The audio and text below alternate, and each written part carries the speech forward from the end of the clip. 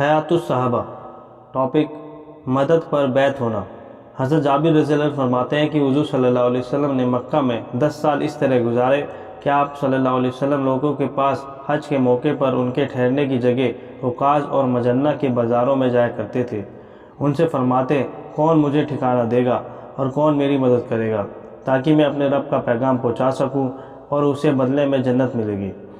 تو آپ کو کوئی آدمی ایسا نہ ملتا جو آپ کو ٹھکانہ دے اور آپ کی مدد کرے، بلکہ آپ کی مخالفت اس حد تک پھیل گئی ہوتی کہ کوئی آدمی یمن و مضر سے مکہ کے لیے روانہ ہونے لگتا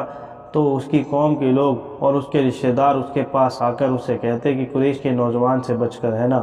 کہیں میں تمہیں فتنے میں نہ ڈال دے۔ اور آپ لوگوں کی قیام گاہوں کے بیچ میں گزرتے تو لوگ آپ کی طرف انگلیوں سے اشارہ کرتے، یہاں تک کہ اللہ تعالیٰ نے یثرب سے ہمیں آپ کے پاس بھیج دیا۔ ہم آپ کو ٹھکانہ دینے کے لیے تیار ہو گئے، ہم نے آپ کی تصدیق کی۔ پھر ہمارے آدمی ایک ایک کر کے حضور صلی اللہ علیہ وسلم کے پاس جاتے رہے، آپ پر ایمان لاتے رہے، آپ ان کو قرآن سکھاتے رہے۔ وہاں سے وہ آدمی مسلمان ہو کر اپنے گھر واپس آتا تو اس کو اسلام کی وجہ سے اس کے گھر والے مسلمان ہو جاتے، یہاں تک کہ انصار کے ہر محلے میں مسلمانوں کی ایک جماعت ایسی تیار ہو گئی جو اپنے اسلام کا اظہار کرتی تھی۔ پھر ان سب نے مل کر مشورہ کیا اور ہم نے کہا کہ کب تک ہم حضور صلی اللہ علیہ وسلم کو ایسے ہی چھوڑے رکھیں گے کہ آپ یوں ہی لوگوں سے پھرتے رہیں۔ مکہ کے پہاڑوں میں آپ کو دھتکارا جا رہا ہے، آپ کو ڈرایا جاتا ہے۔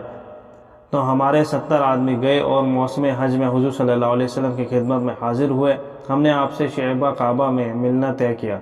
تو ہم وہاں ایک دو آدمی ہو کر سب اکٹھے ہو گئے۔ ہم نے کہا یا رسول اللہ، ہم آپ سے کس چیز پر بیعت کریں؟ آپ نے فرمایا تم لوگ مجھ سے اس بات پر بیعت کرو کہ تمہارا دل چاہے یا نہ چاہے، ہر حال میں تم سنو گے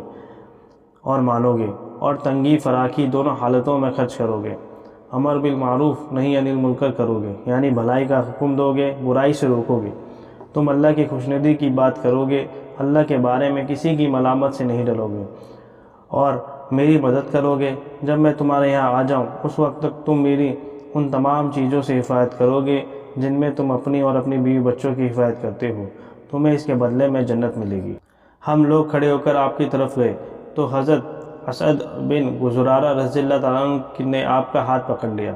حضرت اسد ان 70 آدمیوں میں عمر میں سب سے چھوٹے تھے۔ بہقی کی روایت میں یہ ہے کہ وہ میرے علاوہ باقی سب سے چھوٹے تھے۔ انہوں نے کہا اے اہل یثرب ٹھہرو، ہم ان کے پاس سفر کر کے صرف اس وجہ سے آئے ہیں کہ ہمیں یقین ہے کہ اللہ کے رسول ہے اور آپ صلی اللہ علیہ وسلم کو تم اپنے یہاں لے جاؤ گے تو اس سے سارا عرب تمہارا دشمن بن جائے گا، تمہارے بہترین لوگوں کو قتل کر دیا جائے گا، تلواریں تمہارے ٹکڑے ٹکڑے کر دیں گی۔ اگر تم ان چیزوں پر صبر کر سکتے ہو تو پھر ان کو ضرور لے جاؤ اور تمہیں اللہ تعالیٰ اس کا بڑا اجر عطا فرمائیں گے، اور اگر تمہیں اپنے بارے میں کچھ خطرہ ہو تو انہیں وہیں چھوڑ دو، انہیں صاف صاف بتا دو کہ اس طرح تمہاری مجبوری اللہ کے یہاں زیادہ قابل قبول ہوگی۔ ان لوگوں نے کہا اے اسد تم ہم سے پیچھے ہٹ جاؤ، اللہ کی قسم ہم اس بیعت کو نہیں چھوڑیں گے، نہ ہی اس سے ہم کو کوئی روک سکتا ہے۔ تو ہم کھڑے ہو کر آپ سے بیعت ہوئے، آپ نے ہم سے وعدہ کر لیا، جو کام ہمارے ذمے تھے ہمیں بتائے، ان کاموں کے کرنے پر آپ صلی اللہ علیہ وسلم نے جنت کا وعدہ فرمایا۔ حضرت کعب بن ملک رضی اللہ عنہ فرماتے ہیں کہ ہم لوگ شعبہ کعبہ میں جمع ہو کر حضور صلی اللہ علیہ وسلم کا انتظار کر رہے تھے کہ تھوڑی دیر کے بعد حضور صلی اللہ علیہ وسلم ہمارے پاس تشریف لائے۔ حضرت عباس بن عبد المطلب رضی اللہ تعالیٰ عنہ بھی آپ کے ساتھ تھے۔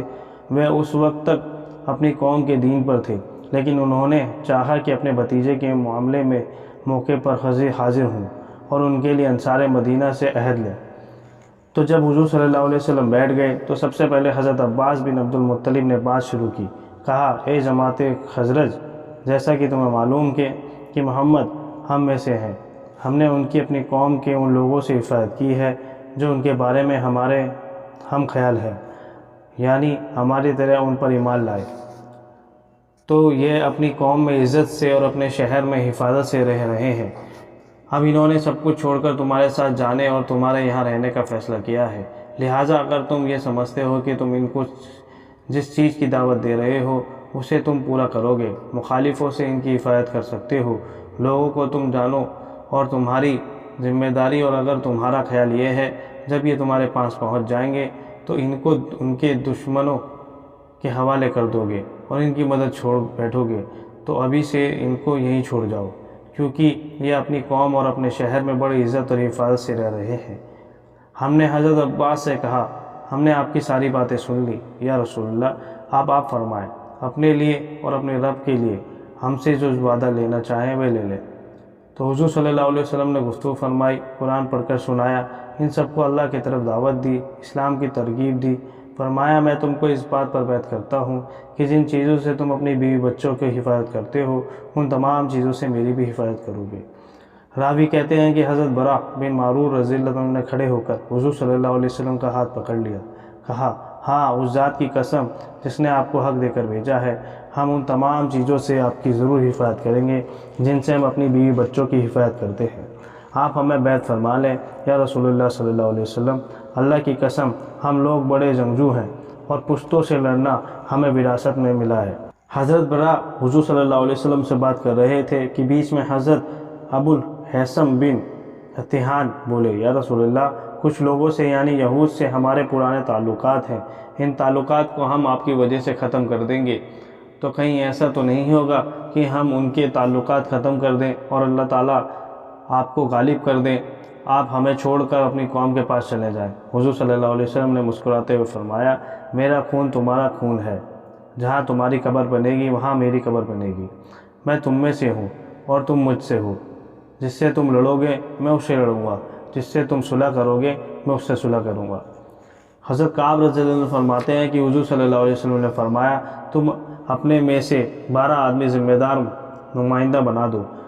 جو اپنی قوم کی ہر بات کے ذمہ دار ہوں گے۔ تو انہوں نے اپنے میں سے 12 آدمی ذمہ دار بنائے، جن میں 9 خزرج کے اور 3 اوس کے تھے۔ حضرت عروہ رضی اللہ عنہ سے مرسلاً منقول ہے کہ حضور صلی اللہ علیہ وسلم سے سب سے پہلے حضرت ابو الحیثم بن اتحان رضی اللہ عنہ بیعت ہوئے۔ اس کی صورت یہ ہوئی کہ انہوں نے کہا کہ یا رسول اللہ ہمارے اور کچھ لوگوں کے بیچ پرانے تعلقات اور معاہدے ہیں، ہم ان تعلقات اور معاہدے کو آپ کی وجہ سے ختم کر دیں گے، لیکن ہو سکتا ہے کہ ہم تو تمام تعلقات اور معاہدے ختم کر دیں اور تمام لوگوں سے جنگ کریں، آپ اپنی قوم کے واپس چلے جائیں۔ حضور صلی اللہ علیہ وسلم نے ان کی بات سے مسکرائے اور فرمایا، میرا خون تمہارا خون ہے، جہاں تمہاری قبر بنے گی وہاں میری بنے گی۔ جب حضرت ابو الحیثم حضور صلی اللہ علیہ وسلم کے جواب سے مطمئن ہو گئے تو انہوں نے اپنی قوم کی طرف متوجہ کر کہا، اے میری قوم، یہ اللہ کے رسول ہیں، میں گواہی دیتا ہوں یہ بالکل سچے ہیں اور آج یہ اللہ کے حرم میں ہیں، اس کی پناہ میں ہیں اور اپنی قوم اور خاندان کے بیچ میں رہ رہے ہیں۔ یہ اچھی طرح سمجھ لو کہ اگر تم ان کو اپنے یہاں لے جاؤ گے تو سارے عرب مل کر تم پر ایک کمان سے تیر چلائیں گے۔ اگر تم اللہ کے راستے میں قتل ہو جانے یا مال و اولاد سب کچھ چلے جانے پر خوشی خوشی راضی ہو تو ان کو ضرور اپنے علاقے کی طرف لے جاؤ، کیونکہ یہ اللہ تعالیٰ کے سچے رسول ہیں۔ اگر تمہیں ڈر ہو کہ تم ان کی مدد نہیں کر سکو گے تو ابھی سے انہیں چھوڑ دو۔ اس پر سب نے کہا کہ اللہ اور اللہ کے رسول جو بھی کام ہمارے ذمہ لگائیں گے ہم قبول کریں گے، یا رسول اللہ ہمارے جان کے بارے میں آپ جو فرمائیں گے ہم ویسے ہی کریں گے۔ اے ابو الحیثم، ہمارے اور رسول صلی اللہ علیہ وسلم کے بیچ میں سے ہٹ جاؤ، ہم تو ان سے ضرور بیعت ہوں گے۔ حضرت ابو الحیثم کہتے ہیں کہ میں سب سے پہلے بیعت ہوا، پھر باقی سارے بیعت ہوئے۔ حضرت عاصم بن عمر بن قتادہ رضی اللہ تعالیٰ فرماتے ہیں کہ جب یہ تمام لوگ حضور صلی اللہ علیہ وسلم سے بیعت ہونے کے لیے جمع ہو گئے تو حضرت عباس بن عبادہ بن نزلہ رضی اللہ تعالیٰ نے، جو کہ قبیلہ بنو سالم بن عوف کے ہیں، کہا، اے جماعت خزرج، کیا تم جانتے ہو کہ تم اس آدمی سے کس بات پر بیعت ہو رہے ہو؟ لوگوں نے کہا ہاں۔ حضرت عباس بن عبادہ نے کہا، ان سے بیعت ہونے کا مطلب یہ ہے کہ تم کو عرب و اعظم سے لڑنا پڑے گا۔ اگر تم یہ سمجھتے ہو کہ جب تمہارے مال ہلاک ہونے لگے اور تمہارے سردار قتل ہونے لگے تم اس وقت ان کو دشمن کے حوالے کر دو گے تو ابھی سے انہیں چھوڑ دو،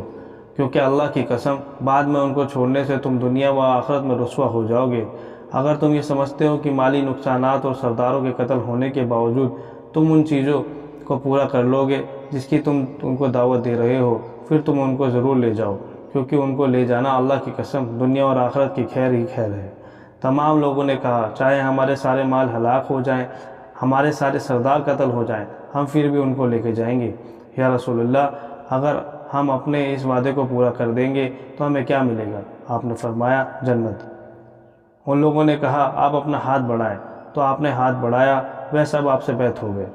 حضرت معبد بن کعب اپنے بھائی حضرت عبداللہ رضی اللہ عنہ سے نقل کرتے ہیں کہ بیعت کے بعد حضور صلی اللہ علیہ وسلم نے فرمایا کہ تم اپنی اپنی جگہ پر ایک دو ہو کر واپس چلو۔ تو حضرت عباس بن عبادہ نے کہا یا رسول اللہ، قسم ہے اس ذات کی جس نے آپ کو حق دے کر بھیجا، اگر آپ فرمائیں تو ہم کل ہی اپنی تلواریں لے کر مینا والوں پر ٹوٹ پڑیں۔ آپ نے فرمایا ابھی ہمیں اس کا حکم نہیں دیا گیا، تم اپنی قیام گاہوں کو واپس چلے جاؤ۔